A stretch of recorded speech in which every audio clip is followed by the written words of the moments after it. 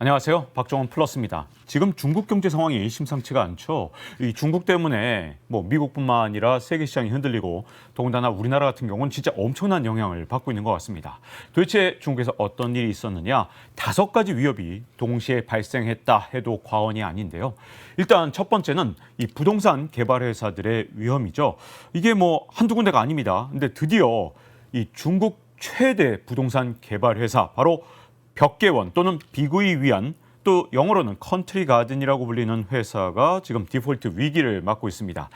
2022년 기준으로 중국 최대 업체였는데 직원이 30만 명입니다. 삼성전자가 우리나라에서 고용하고 있는 직원 수가 12만 명이니까 이 비구이 위안이라는 기업이 얼마나 큰 기업인지를 알 수 있는데요.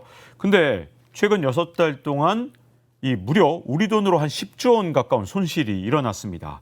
더군다나 이미 달러 표시 채권 이자를 지급하지 못했죠. 30일간의 유예 기간이 있는데 이번에 디폴트가 나지 않는다 하더라도 이게 진짜 엄청나게 큰 문제가 계속해서 진행될 수밖에 없죠. 자, 그런데 제가 예전에 박정원의 경제 한번 계속 보신 분들 헝다 사태가 생겼을 때 뭐라고 말씀드렸는지 기억나십니까? 그때 헝다 사태는 중국이 막을 수 있을 것이다. 이 자체는 중국한테 큰 문제가 되지 않는다. 왜냐하면 중국이라는 나라가 통제돼 있고 더군다나 중국 규모가 이 헝다보다 훨씬 크니까 이건 막을 수 있는데 문제는 부동산 부실이 계속해서 터지고 여기저기서 문제가 되면 그때부터는 임계점을 넘어서 이게 티핑 포인트가 되면 그게 심각한 문제로 발전될 수 있다는 말씀을 이미 헝다 사태 때 말씀을 드렸었습니다. 자, 그러면 지금은 어떤 상황이냐? 제가 보기엔 이제 헝다 사태와는 굉장히 상황이 달라졌습니다. 그 사이에 많은 회사들이 위기에 빠졌고 이제는 이게 한두 회사가 아니라 중국 부동산 전체로 위기가 자꾸만 퍼져나가고 있거든요. 그래서 이번에는 중국이 쉽게 이 문제를 막기가 어려운 상황이 되고 있고요. 중국 정부니까 돈으로 틀어막으면 되는 거 아니냐? 근데 문제는 달러 부채 디폴트, 이거는 중국이 그렇게 쉽게 막을 수가 없다는 문제가 있거든요. 더군다나 규모가 너무 커지고 있습니다. 헝다만 해도 450조 원 규모인데 여기에다가 컨트리 가든 여기서 불거진 문제가 한 250조 원 된단 말이에요. 그러면 이게 점점점 중국 정부가 이렇게 핸들링할 수 없는 규모로 커지고 있다 이렇게 볼 수 있는 거고요. 문제점은 이게 헝다, 완다, 루이완, 위안양 이렇게 자꾸 이 문제가 되는 회사가 늘어나고 있다는 게 문제입니다. 또 하나 문제가 있습니다. 데드캡 바운스 문제인데 자, 중국의 부동산 가격이 상반기에 반짝 상승을 하고 거래량도 늘어났어요. 그 이유가 뭐냐면 정부가 온갖 부양책을 퍼부으니까 아직 미처 이 집을 사지 못했던 이 MZ세대, 젊은 세대, 중국의 젊은 세대가 급한 마음에 중국의 부양책을 믿고 뛰어들어서 부동산을 뒤늦게 산 겁니다. 근데 그들이 다 사고 나니까 한 6월, 7월 넘어가면서 집값이 다시 하향세로 접어들고 그리고 거래량도 폭발적으로 이제 폭감을 하기 시작했습니다. 그러다 보니까 오히려 이렇게 부양책으로 끌어올린 게 내년에 중국인들의 수요를 올해로 끌어들인 셈이 돼서 이게 오히려 독이 된 겁니다. 그리고 데드캣 바운스가 됐다. 이렇게 사람들이 믿기 시작하면 이게 진짜 위험한 게 중국 정부가 온갖 부양책을 썼는데도 집값이 다시 떨어져? 이건 진짜 사람들이 크게 실망하거든요. 사실 우리나라도 지금 현재 온갖 부양책으로 집값을 끌어올린 상태인데 이게 앞으로 중국에서 무너지게 되면 우리한테도 심리적으로 영향을 줄 수 있죠. 자, 여기다가 또 다른 문제가 있습니다. 중국의 성장률이 이번에는 진짜로 떨어지기 시작한 겁니다. 그래서 JP모건이 중국의 경제 성장률 전망치를 올해 5%로 봤다가 이걸 4.8%로 낮췄거든요. 근데 내년은 훨씬 더 비관적입니다. 그래서 내년 전망은 4.2로 낮췄습니다. 자, 중국 부동산이라는 게 워낙 경제 성장보다 빠르게 먼저 오르는 경향이 있어서 나중에 성장이 쫓아간 케이스거든요. 중국의 부동산은 적어도 3년치 성장은 먼저 앞서가는 그런 부동산 가격이다. 이런 얘기가 있는데 성장이 뒷받침되지 못하면 당연히 소득이 뒷받침되지 못하고 그러면 지금 이 올라있는 집값이 버틸 수 없다. 이런 비관적인 상태가 점점 더 빠져드는 그런 상황이 될 수밖에 없는 거죠. 자, 이게 첫 번째 중국 경제에 나타난 위협입니다. 근데 이게 다가 아니고요. 부동산으로 촉발돼서 두 번째 문제인 중국의 내수 시장의 위험성이 드러나고 있습니다. 자, 중국은 이 수출로만 먹고 사는 나라가 결코 아닙니다. 중국에서는요, 투자가 제일 중요하고 또 하나 축 중에 하나가 내수가 중요합니다. 그래서 소비도 굉장히 중요한데, 자, 부동산이 이 모양이 되다 보니까 다들 소비를 못하는 상황이 된 겁니다. 자, 특히 상반기에 일시적 부동산 반등이 데드캣 바운스라는 공포감이 사로잡히게 되니까 문제는 이 중국 사람들이 대부분의 자산이 부동산으로 이어져 있다 보니까 이 겁나서 돈을 못 쓰는 거예요. 맥킨지 컨설팅에 따르면 중국인들의 순자산, 즉 빚을 뺀 순자산의 68%가 부동산이라고 합니다. 그래서 세계적으로 굉장히 높은 편에 속합니다. 한국을 빼면 거의 제일 높은 편이에요. 그런데 이 부동산 가격이 떨어지니까 지갑을 닫은 겁니다. 그래서 겁나 갖고 돈을 안 쓰니까 이 중국에서는 한 번도 일어나지 않았던 사상 초유의 디플레 현상이 일어날 조짐이 보이고 있습니다. 그래서 이 지난 7월에 물가가 마이너스 0.3%, 즉 물가 떨어지는 현상이 일어나면서 야, 이거 중국 경제가 일본의 30년 전 모습을 그대로 따라가는 일본화 현상을 겪고 있다라는 공포감이 중국 내에서 나타나기 시작했습니다. 근데 사실 여기에 더 걱정되는 게 있어요. 사실 우리나라 상황인데 중국이 68%라 그랬잖아요. 우리 한국은 부동산이 순자산의 75%입니다. 우리는 사실은 부동산값 상승을 너무 오랫동안 겪다 보니까 전 세계에서 완전 탑이에요. 우리보다 한 2등 정도 되는 게 중국인데 중국이 이렇게 부동산 때문에 위험을 겪다 보면 이게 참 큰 문제가 될 수 있죠. 더군다나 가계부채 문제는 훨씬 더 심각한데 중국이 이 GDP의 63% 수준인데 우리나라의 가계부채는 GDP의 105%, 즉 중국의 2배 가까운 수준이다 보니까 사실은 일단 터지면 어느 쪽에 더 큰 타격을 줄지는 불을 보듯 뻔한 거죠. 그래서 지금 버티는 건 이 중국이든 우리나라든 지금 정부의 부양책이 워낙 세게 붙다 보니까 아직 집을 못 사서 좀 불안해하던 2030 세대 이 뒤늦게 부동산 시장에 참여하다 보니까 중국도 그렇고 우리나라도 일시적인 반등이 있었는데 그런 점에서는 과연 지금 정책 방향이 맞는지 중국을 보면서 좀 반면 교사로 잘 삼아서 우리가 중국의 길을 가지 않도록 조심해야 될 측면인 것 같습니다. 여기까지가 중국의 두 번째 위협이고요. 세 번째 위협이 있습니다. 바로 투자인데 중국 경제에서 가장 큰 축을 차지하는 건 투자입니다. 근데 중국의 사실 성장 동력은 이미 2010년에 굉장히 약화되기 시작했거든요. 생산 연령 인구 비중이 감소하기 시작하고 인구가 성장 동력이었는데 이 부분이 약화되면서 2010년대부터 성장 동력은 아예 굉장히 약화된 상황이었는데 이걸 어떻게 중국이 지금 넘어섰느냐? 바로 인프라 억지 투자 그리고 여러 가지 부동산을 통해서 경기를 진짜 억지로 끌어올린 측면이 굉장히 큽니다. 그러다 보니까 중국의 성장의 대부분은 부동산에서 나온다 이런 얘기가 있죠.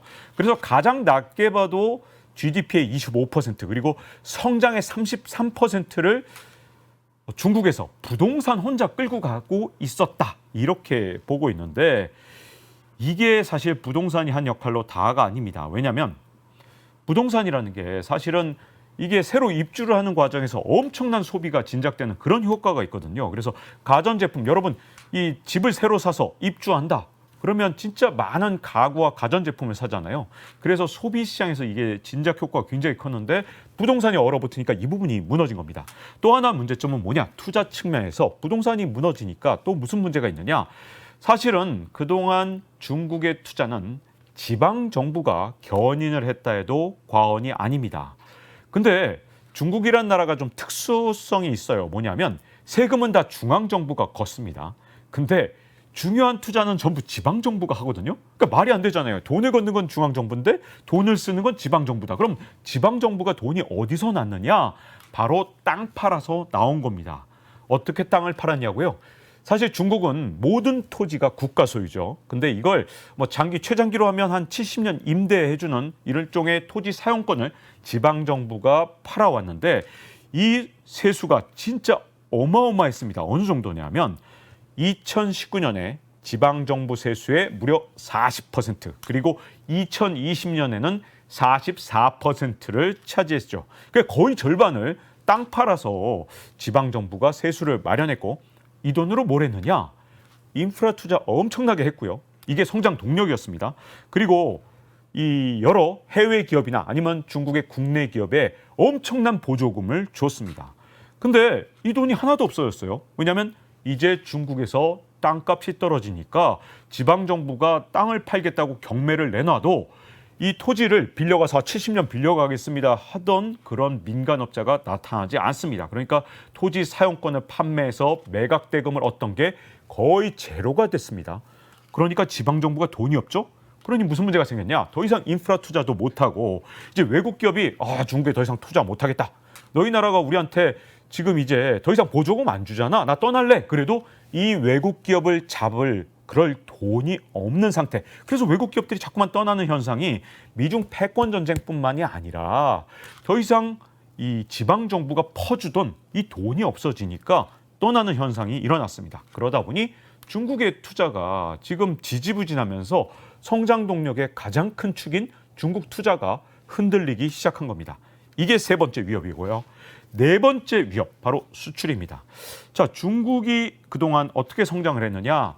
내수, 그리고 투자, 수출 이 세 가지 축을 통해서 성장을 해왔는데 지금 말씀드렸다시피 내수도 잘 안 돼, 투자도 잘 안 돼. 그럼 수출이라도 잘 되면 좋겠는데 문제는 수출 동력도 지금 아주 뿌리째 흔들리고 있거든요. 자, 지난 7월 달에 중국의 수출이 14%가 하락했습니다. 사실 중국의 수출은요, 코로나 때도 견조했거든요. 그런데 중국의 수출 동력이 왜 이렇게 갑자기 흔들리기 시작했느냐? 사실 각국이 긴축을 해서 그렇다. 이렇게 언론들에서 나오는데 물론 그것도 있습니다만 그렇다 해도 이 미국 경제 아직도 괜찮거든요. 그 대미 수출이 왜 줄어요? 자, 그 이유는 미국 경제가 괜찮은데 어디가 괜찮은 거냐? 사람들이 코로나 때 다 뭘 샀냐? 집에 갇혀 있으면서 제조업 제품을 샀습니다. 여러분도 안 그러셨어요? 왜 집에 갇혀 있으니까 안 사던 태블릿도 한번 사보고 혹시 컴퓨터 바꾸신 분도 있을 거고 TV도 한 번씩 바꿨겠죠. 자, 그런데 이런 가전제품 바꾸면 뭐 적어도 2년 아니면 길게 한 7, 8년도 쓰기도 하죠. 자, 이렇게 가전제품이나 가구들 다 바꿔버린 상황에서 중국이 이제 제조업 제품을 팔아먹기가 어려운 겁니다.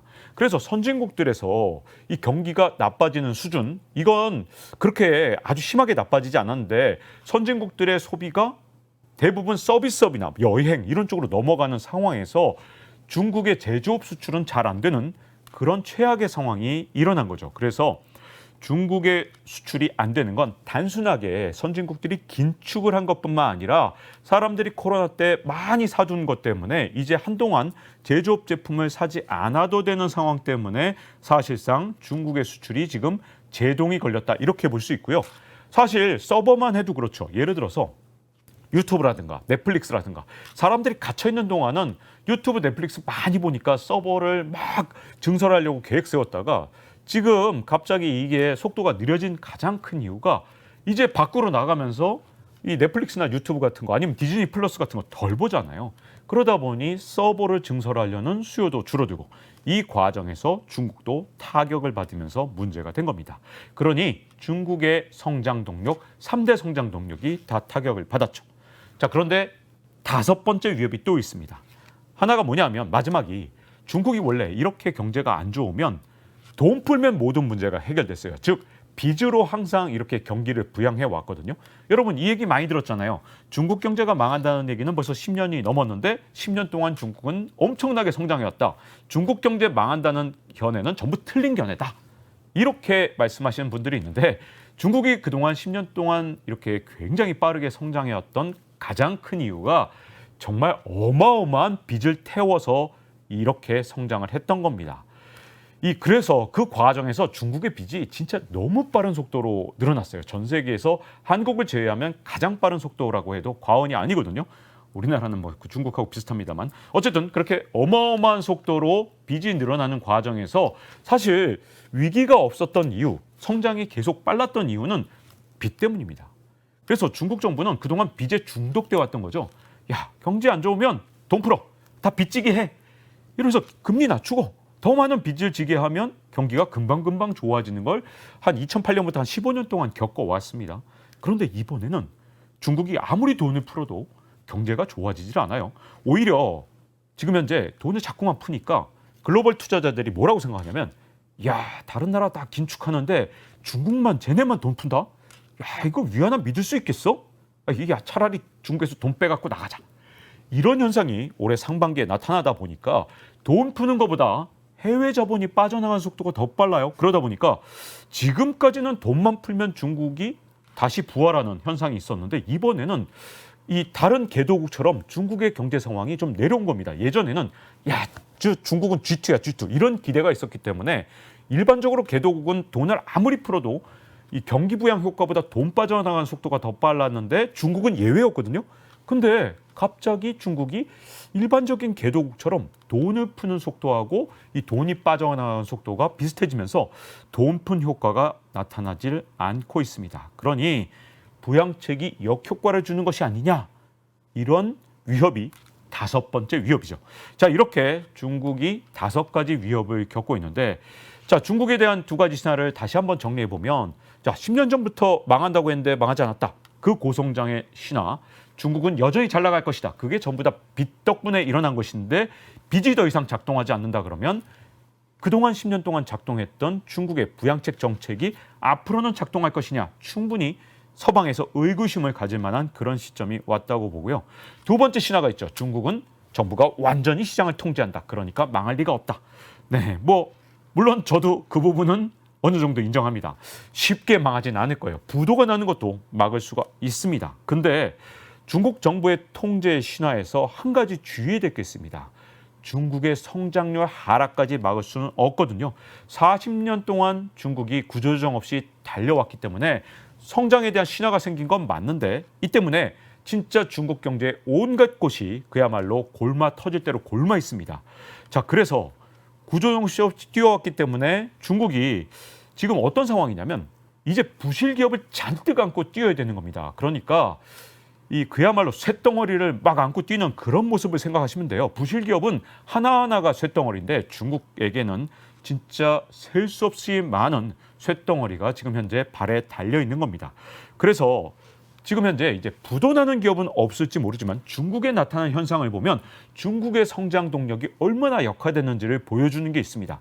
중국이 아직도 성장을 잘하고 있다고 통계치를 발표하지만 여기에 굉장히 의심스러운 증상들이 나타나고 있죠. 대표적인 게 중국의 청년 실업률입니다. 지난 6월에 중국의 청년 실업률이 21.3%를 기록해서 역대급 가장 높은 실업률을 발표했습니다.